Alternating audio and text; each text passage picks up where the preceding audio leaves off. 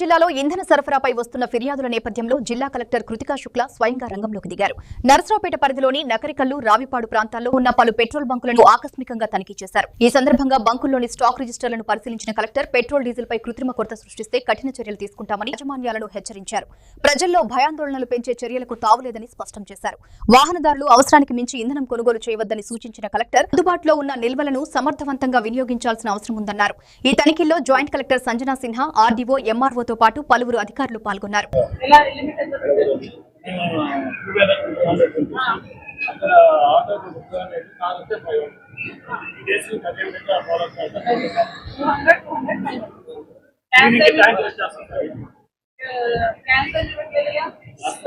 మాకు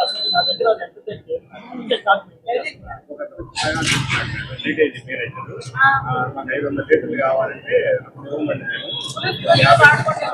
50 లీటర్లు ఇస్తాం.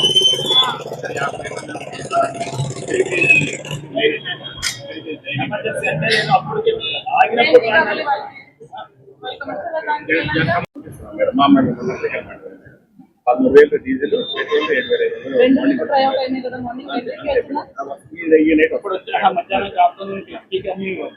నేను ఆల్రెడీ విజయవాడ లిమిట్ పెట్టి ఇవ్వాలి. అప్పుడు లిమిట్ పెట్టి ఇవ్వాలి.